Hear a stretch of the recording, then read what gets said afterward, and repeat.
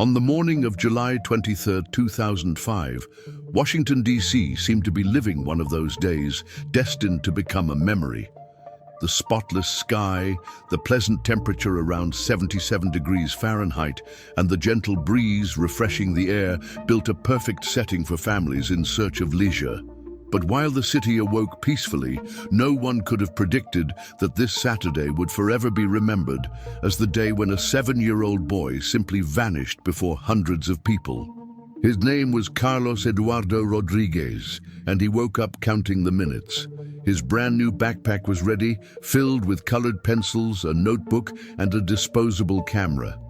It wasn't just an outing, it was the birthday gift he had dreamed of for weeks. More than that, it was the chance to see up close the giants he had studied in books and documentaries. Around 9:30 a.m., the family walked through the gates of the National Zoo in Washington, founded in 1889 and home to more than 2,700 animals. Maria Helena, a 34-year-old nurse, smiled as she watched her son's excitement. Roberto, the father, a 36-year-old mechanic who rarely took time off, firmly held the map of the place, planning every step. Isabella, 12, pretended to be uninterested, but watched her brother with an almost maternal care. Everything seemed organized, normal, ordinary. The plan was simple: first visit the giant pandas, then move on to the African trails, and so they did. Carlos watched the bears, fascinated, reciting facts with the precision of a child's encyclopedia. No one knew, but those first hours would be the last happy images recorded of the boy. At 11:45 a.m., the child would vanish before his own family's eyes, beginning a mystery that to this day defies investigators, security officers, and any logical explanation. The clock struck shortly after 10 a.m. When Carlos pulled his family toward the Asian Trail. He didn't want to waste time. His eyes sparkled as if he were facing living proof of everything he had learned from books, magazines, and TV programs. Upon reaching the panda habitat, the boy stood still, as if witnessing a sacred moment. In front of him were Mei Xiang and Tian Tian, stars of the zoo and symbols of an endangered species. With every movement of the animals, Carlos quickly jotted something down in his notebook, like a little scientist in the field. At just 7 years old, he described the false thumb the bears used to grasp bamboo. He recited numbers about their daily food consumption and then asked his mother to photograph every detail. For his parents, that enthusiasm confirmed that every effort was worth it: the trip, the planning, even Roberto's rare day off. But the boy didn't limit himself to observing. He seemed to be communicating with the animals through his eyes, as if there were an invisible bond between him and those creatures chewing bamboo calmly. Isabella, standing nearby, pretended distraction, but noticed something different. Her brother was far too absorbed, disconnected from the world around him. As time went by, the zoo gained a new rhythm. Families arrived en masse, school groups filled the trails, and the noise grew louder. Children screamed, strollers crowded the paths, and lines formed in front of the most popular exhibits. Amid all that commotion, Carlos seemed oblivious.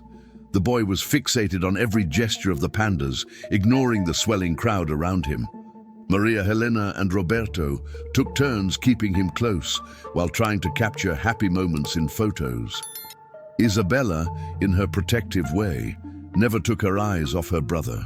Yet the contrast was clear. For most people, it was just another Saturday of leisure. For Carlos, it was almost a ritual of discovery, as if he were seeing something others could not. What no one knew was that from then on, this innocent fascination would give way to something much more disturbing, a calling only he seemed to hear. It was almost 11:30 when the family left the Asian Trail and headed toward the African area. The zoo, founded in 1889, was getting increasingly crowded, but there was still room to move around. Upon reaching the elephants, they found about 30 visitors watching the animals. 3 massive grey colossi moved slowly, displaying intelligence through small enrichment tasks. One of them, Kandula, still young, interacted with brushes and paint, drawing applause from the crowd as he simulated a rudimentary painting. Carlos rushed to the observation barrier and tugged on his father's hand, demanding a better spot to watch the spectacle. His eyes followed every gesture, and soon his notebook was open again. The boy scribbled, wrote, described. He seemed to feel an almost spiritual connection with the animals before him. For Roberto, it was pure pride. For Maria Helena, it was joy to see her son living a dream. And Isabella, even at 12, noticed there was something beyond childish excitement. Carlos was too immersed, as if he no longer belonged to the space around him. It was at that moment that normalcy unraveled. Suddenly, the boy's eyes widened, and he said firmly, "Dad, look, there's a baby elephant behind that rock." Roberto followed his son's gaze, but saw nothing. The keepers knew there hadn't been births in years. All the zoo's elephants were adults. "Still," Carlos insisted, "he's calling me. I can hear him." Maria Helena approached, concerned. The boy's tone was not playful. It carried conviction, almost urgency. He pointed toward the artificial vegetation surrounding the enclosure, as if something were truly hidden there. While tourists laughed, took photos, and continued their visit, only the Rodriguez family sensed that something had changed. The innocent fascination had turned into fixation. For Carlos, this wasn't an illusion or a shadow. To him, someone or something was calling. A few minutes later, at 11:45, that calling would make him disappear without a trace. At 11:45, Carlos walked a few steps ahead, following the trail that curved around the elephant enclosure. The path narrowed between tall trees and thick bushes, forming a green tunnel. His father, Roberto, kept only a few meters behind. Isabella, 12, tried to match his pace. Maria Helena, for just a moment, stopped to adjust the strap of the camera hanging from her shoulder. It was in that tiny detail, a single second of distraction, that everything happened. Roberto lifted his head and no longer saw his son. "Carlos!" he shouted, believing the boy had simply rounded the bend. He quickened his steps, crossing the shaded stretch, but when he emerged on the other side, he found only a small plaza with benches, information signs, and 3 different paths spreading in opposite directions. Visitors were there chatting, taking photos, but there was no sign of a 7-year-old boy with a backpack covered in animal prints. The next cry came from Maria Helena. "Carlos, where are you?" The despair in her voice shattered the leisurely atmosphere among the tourists occupying the plaza. Roberto rushed among strangers, asking every face if they had seen a dark-haired boy in a blue t-shirt. No one had noticed. No one remembered seeing him pass. Isabella, in shock, tried to reason. Perhaps her brother had chosen one of the side trails. The family decided to split up. Roberto took one path, Maria Helena another, while the girl remained in the plaza, hoping Carlos would return. For 15 minutes, the scene repeated itself, calls, quick searches, questions to strangers, but the emptiness remained. It was as if the boy had rounded the bend and been swallowed by the air itself. At 12:05, the father, already breathless, approached a uniformed guard near the elephant habitat. The man's name was Stephen Matthews, a veteran with more than a decade of service at the zoo. Upon hearing the report, he stayed calm, though his eyes betrayed the gravity of the situation. He asked for a full description. 7 years old, 4 feet tall, black hair, brown eyes, blue t-shirt with a dinosaur print, khaki shorts, and a backpack decorated with animal figures. Without wasting time, Matthews grabbed the radio clipped to his belt. His voice echoed through the internal communication system. "Code, missing child. Quietly block the exits. Search teams, begin immediate sweep." The protocol was well known, tested countless times. In the last 10 years, no child had ever permanently disappeared inside the zoo. In 99% of cases, children were found within 30 minutes, crying beside a popcorn cart or distracted on another trail. The place was considered proof against such tragedies. Multiple control points, dozens of cameras, guards strategically spread across the grounds. Maria Helena clutched the digital camera to her chest as if the object could offer some comfort. Her mind repeated the same thought. He is smart, he knows our address, he knows the phone number. If he were only lost, he would ask for help. Roberto paced in circles, fists clenched, unable to stay still. Isabella, with tears held back, scanned every adult, every visitor, trying to identify suspicious faces. Meanwhile, 20 zoo employees began the first sweep. Restrooms, food courts, rest areas, even internal maintenance corridors were checked meticulously. Every corner where a boy could hide was examined, but as minutes turned into half an hour, then 45 minutes, the initial confidence of security staff began to crack. Carlos Eduardo did not appear. No employee had seen him. No camera yet showed his whereabouts. At 1:15 p.m., the case was no longer just a lost child. The boy's name was relayed to the Metropolitan Police Department of Washington, and for the first time, the zoo felt the weight that this disappearance was not following any common script. At 1:40 p.m. that Saturday, patrol cars from the Metropolitan Police pulled up in front of the National Zoo. Among the agents was Sarah Williams, a detective and veteran of the Missing Persons Unit, with over a decade dedicated to cases involving children. Her expression was rigid, trained not to show emotion, but every step revealed urgency. Welcomed by Captain Robert Chen, head of zoo security, Williams listened to the initial report. Chen made it clear, in 15 years working there, he had never witnessed anything like it. In all records, children had been found within minutes, usually crying or hiding in unlikely corners. But now, nearly 2 hours had passed, and there was no trace of Carlos.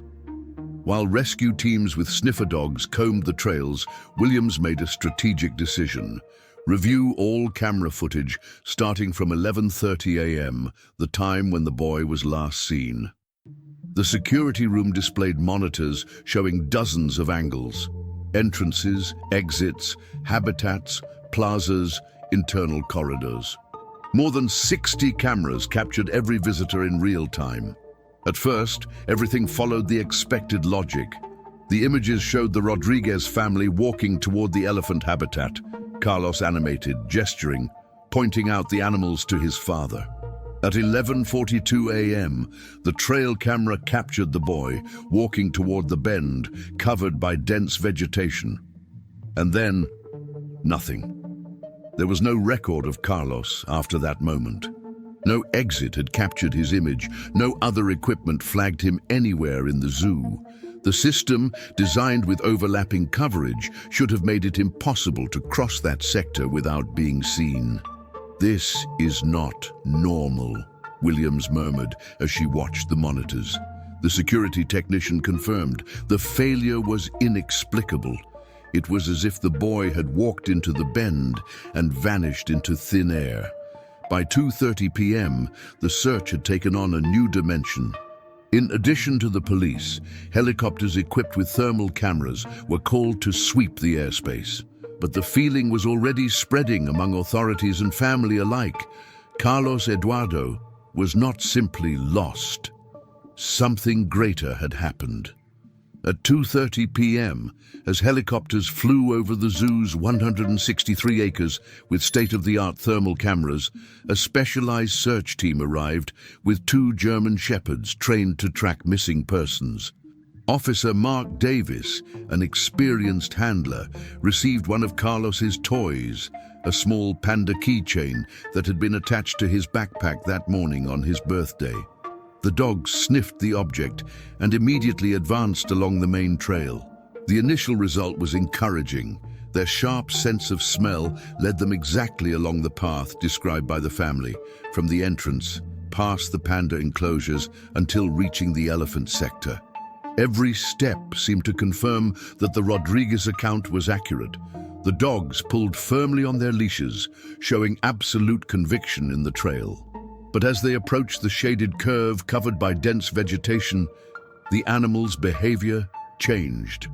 The leashes slackened, their noses circled confusedly. The dogs began to bark low, pace in circles, retreat a few steps, as if searching for a continuation that simply didn't exist. Mark Davis frowned and explained to Detective Williams that normally, even when a scent weakens, some directional trace remains. But here, there was nothing. It was as if the boy had evaporated at that exact spot. The area was cordoned off. Police officers, firefighters, and volunteers combed through every bush, every artificial rock of the scenery. The terrain was swept 3 times, including maintenance tunnels and nearby enclosures. Nothing. No piece of clothing, no dropped object, no footprint. The silence that followed was more deafening than any siren. For professionals accustomed to dealing with disappearances, the sensation was disturbing. Carlos's trail ended as if it had been erased from the world. At 4 p.m., nearly 4 hours after the disappearance, the zoo was no longer a place of leisure. Visitors had been quietly evacuated, the gates closed, and over the skies of Washington, D.C., the first police helicopters appeared. Equipped with cutting-edge thermal cameras, the aircraft could detect the heat signature of a human body hidden under trees, inside structures, or even in dense shade. Expectations rose. For many, it would only be a matter of minutes before the glowing outline of a 7-year-old child appeared on the monitors, hiding behind a bush or in some service structure. But the result was devastating. The sensors picked up nothing. No heat source compatible with a child was found anywhere in the perimeter. From above, the zoo looked clean, almost sterile. On the ground, more than 50 people, including police officers, firefighters, guards, and volunteers, searched every accessible corner. Restricted areas were opened, storage rooms inspected, ventilation systems checked. With each negative report, despair grew. At the improvised operations base, Detective Sarah Williams received information in real time. Her firm expression was beginning to crack. There was no precedent for this. A place considered safe, monitored by cameras, surrounded by surveillance, had now become the stage of a mystery without logic. Maria Helena, seated on a bench, held her trembling hands against her face. Roberto paced back and forth, refusing to stand still. Isabella, silent, stared at the emptiness of the trail as if expecting her brother to come running out from behind the vegetation. By 6 p.m., the sun was nearing the horizon, painting the sky gold. The aerial, ground, and technological searches had failed. The entire zoo had been turned upside down, and still Carlos Eduardo seemed never to have been there at all. At 6:15 p.m., with the zoo already closed to the public, Detective Sarah Williams began the next stage, interviewing every person who had been near the elephant habitat at the time of the disappearance. Seated in makeshift rows of chairs, tourists and locals were called one by one. A visitor from New York, Jennifer Morrison, said she remembered the boy repeatedly talking about a baby elephant. According to her, the child described the creature as if he were seeing it clearly, even though everyone present, including staff, knew there had been no births at the zoo in years. Morrison insisted that the boy's tone was not playful, but one of absolute certainty. Other visitors confirmed the same scene. The boy seemed fixated on something behind the artificial rocks. He pointed with conviction and said he was being called. One detail unsettled them all. Carlos didn't seem to be merely imagining. He behaved like someone receiving an irresistible invitation. Among those interviewed was the veterinarian doctor. He explained that while the elephants were indeed intelligent and capable of surprising interactions, there was no possible way a calf could be hiding within the enclosure. The breeding program had been suspended for years, and every individual was monitored daily by specialized staff. Still, he admitted feeling uneasy when several witnesses described the boy's behavior in similar terms, as though he were responding to a voice no one else could hear. Some visitors mentioned that Carlos's expression carried not only fascination, but also urgency, as if he were compelled to follow an unseen path. To them, it looked less like the imagination of a child and more like someone receiving instructions. Detective Williams took careful notes. The testimonies reinforced what had already been haunting her. This was no ordinary disappearance. Every piece of evidence, the blind spot in the cameras, the dogs losing the trail, the absence of thermal signatures, seemed to suggest that Carlos Eduardo had not simply gotten lost. He had been drawn into something beyond ordinary explanation. The session of interviews stretched into the night, and though dozens of statements were collected, none brought the investigators closer to an answer. By 9 p.m., the zoo grounds were deserted, eerily silent under the glow of floodlights. Police remained on site, continuing the search with flashlights, while the Rodriguez family was escorted to a temporary operations tent. Maria Helena clung to her daughter Isabella, who had stopped speaking altogether. Roberto stared blankly at the ground, fists clenched, consumed by the unbearable thought that his son had vanished into nothingness. By 10 p.m., the National Zoo had transformed into a command center. Floodlights illuminated entire sections of the park, radios crackled constantly, and officers marked maps with red and blue circles. The disappearance of Carlos Eduardo was no longer treated as an isolated case of a missing child. It had escalated into a full-scale emergency. Specialized teams from the Metropolitan Police coordinated with federal agencies, reviewing every detail of the zoo's infrastructure. Maintenance shafts, underground tunnels, service access routes, each was inspected and sealed one by one. The level of mobilization was unprecedented for the location. Detective Sarah Williams, exhausted but unwavering, stood before a wall covered in photographs, maps, and timelines. She traced the boy's last known steps again and again, searching for something that might have been overlooked. Every replay of the footage led back to the same inexplicable void. 11:42 a.m., the moment Carlos walked into the shaded curve, and the cameras lost him forever. Meanwhile, the Rodriguez family remained under police care. Maria Helena sat with her daughter in silence, whispering prayers that broke into sobs. Roberto refused to rest.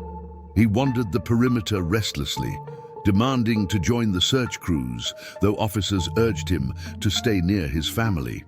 As midnight approached, reinforcements arrived.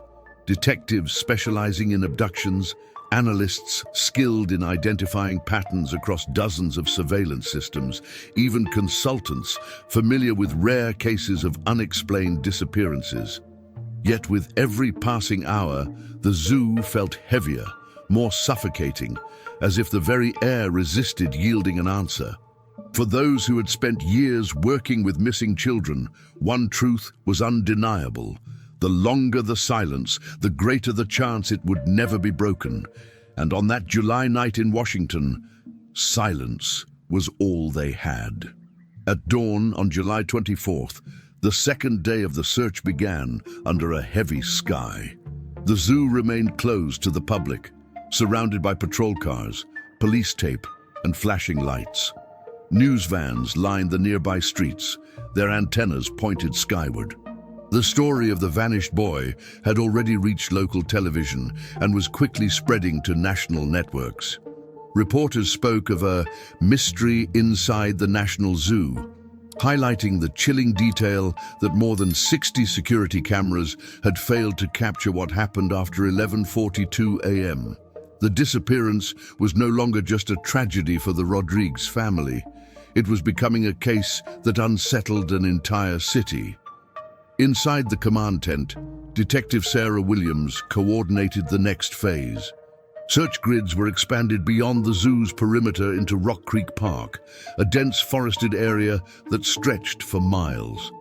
Dozens of volunteers joined firefighters and officers, combing through undergrowth, streams, and abandoned structures. Helicopters returned to the skies, scanning again with infrared sensors. But as hours turned into the afternoon, the results were the same. No footprints, no clothing, no sign of Carlos Eduardo. It was as if he had stepped out of the world itself. For Maria Helena, every minute felt like a lifetime. She clutched her son's notebook, the last thing he had left behind, flipping through pages filled with sketches of pandas, notes about bamboo consumption, and tiny, shaky letters describing elephants. The words baby elephant appeared over and over, written in uneven lines. Roberto's frustration boiled into anger. He demanded answers from anyone in uniform, shouting that cameras don't just stop seeing people. He insisted someone had taken his son, though no one could explain how. Not with exits blocked, not with so many eyes watching. By evening, officials held their first press conference. With dozens of microphones before him, Captain Robert Chen admitted the search had yielded no clues. "We are pursuing every lead," he said, "and all available resources are being deployed." But beneath the formal tone, his face revealed what the family already feared. There were no leads at all.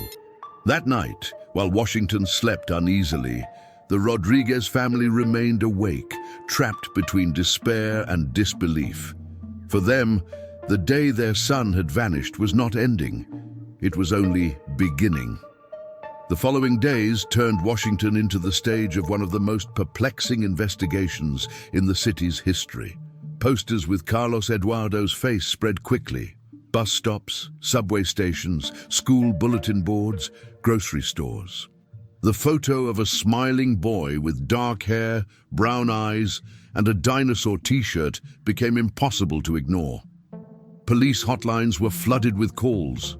Some claimed to have seen a child resembling him in nearby neighborhoods. Others insisted they had heard cries in Rock Creek Park during the night.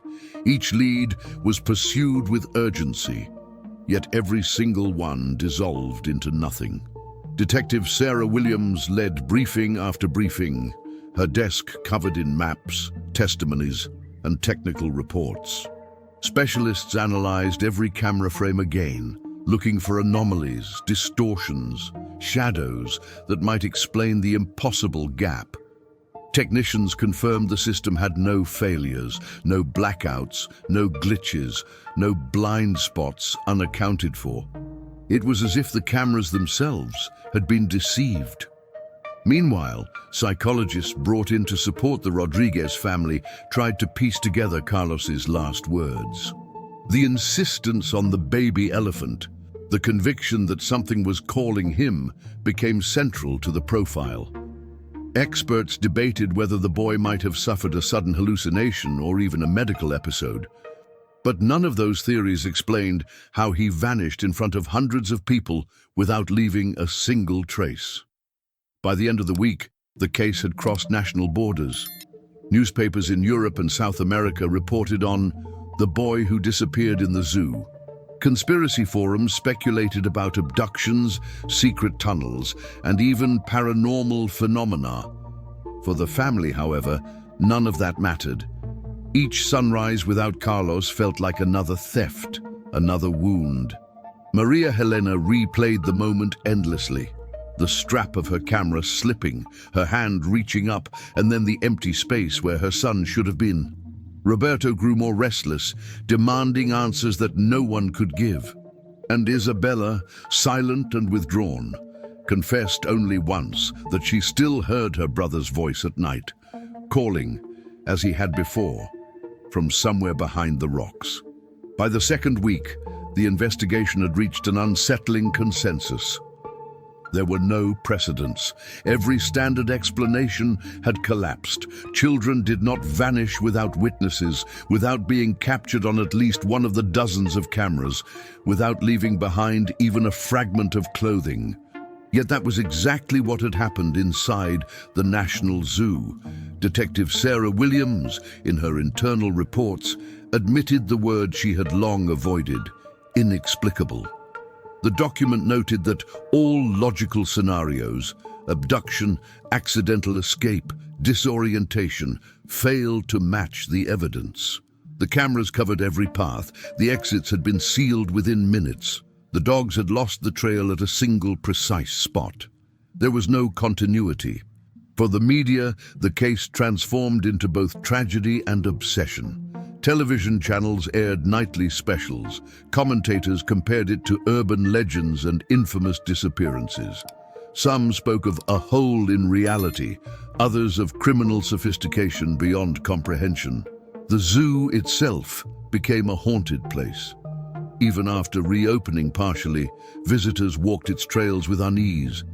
The curve by the elephant habitat, where Carlos was last seen, became an improvised memorial. Stuffed animals, flowers, and handwritten notes piled against the fence.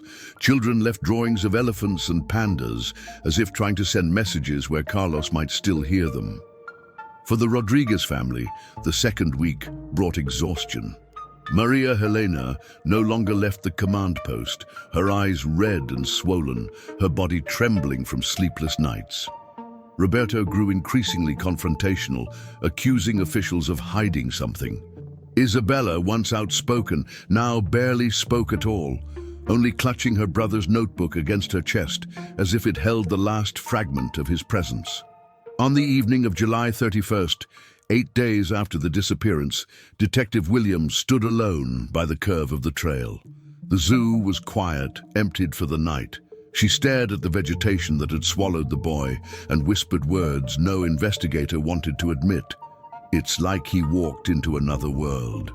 One day, as weeks turned into months, the case of Carlos Eduardo slowly shifted from an active search to a haunting, unresolved file. The Metropolitan Police continued to receive tips, but each was thinner, more desperate than the last. Rumors of a boy in distant states, blurry photographs of children on playgrounds, voices heard in the night. None withstood verification. The National Zoo resumed its normal routines, though nothing ever felt the same. Guides avoided speaking about the disappearance, yet every visitor seemed to know. The bend along the elephant trail remained heavy with silence, a place people instinctively hurried past. The makeshift memorial of toys and flowers was periodically cleared by staff, only to reappear days later, rebuilt by strangers who had never known the boy but could not forget his story. For the Rodriguez family, life was divided into a before and after. Maria Helena stopped working and lived in cycles of prayer and grief. Roberto buried himself in endless requests for new investigations, convinced that someone, somewhere, was withholding the truth. And Isabella, forced into adolescence under the shadow of absence, grew quiet and withdrawn, carrying the weight of being the last person to look into her brother's eyes. Detective Sarah Williams kept the file open on her desk long after official interest waned. She reviewed it late at night, hoping a detail might surface, something overlooked in the chaos of the first hours. But the pages always led back to the same void. A boy of 7 years, last seen at 11:42 a.m., walking into a shaded curve and never walking out. Over time, the story of Carlos Eduardo became more than a police case. It turned into a modern legend whispered among parents, a warning told to children visiting the zoo. Stay close. Remember the boy who disappeared. And though the city moved on, for those who had been there that day, the memory never faded. Because on July 23, 2005, in broad daylight, before the eyes of his family and the security of an entire institution, a child vanished, not into the crowd, not into the city, but into nothing. Years later, the disappearance of Carlos Eduardo Rodriguez remains one of the most unsettling mysteries ever recorded in Washington, D.C. The official case file sits in the archives of the Metropolitan Police, stamped with the words "Unresolved." Pages filled with testimonies, technical reports, and photographs tell a story that never reached its final chapter. For investigators, the absence of evidence was the most disturbing evidence of all. No suspect, no object, no trace. A child cannot simply vanish in a place mapped by cameras, monitored by guards, and filled with hundreds of witnesses. And yet, that is precisely what happened. From time to time, the case resurfaces in documentaries, podcasts, and late-night debates. Some frame it as a criminal mystery, others as something that crossed the border between reality and the inexplicable. Conspiracy theories abound: hidden tunnels, experimental abductions, even the supernatural. None bring comfort. For the Rodriguez family, life fractured permanently. Maria Helena aged quickly, her gaze always distant. Roberto never ceased searching, chasing rumors across states, following leads that collapsed into silence. Isabella grew into adulthood with the wound of absence, carrying her brother's notebook wherever she went, its pages a fragile link to a past that refused to return. Detective Sarah Williams, long retired, admits privately that the case still follows her. "I've solved murders, kidnappings, even rings of human trafficking," she once said. "But never have I seen someone vanish like that. It was as if the earth itself opened and swallowed him. On the shaded curve of the Elephant Trail, time has moved on. New visitors pass through daily, unaware of the weight carried in those trees. But for those who remember, July 23rd, 2005 remains etched not only as the day a boy disappeared, but as the day the world was forced to confront a silence no one could explain." Enjoyed this case? Don't forget to subscribe to the channel for more true crime stories like this. Drop a comment and let us know where you're watching from. We love seeing how far our stories travel. Hit the like button to support our work and share this video with fellow true crime fans.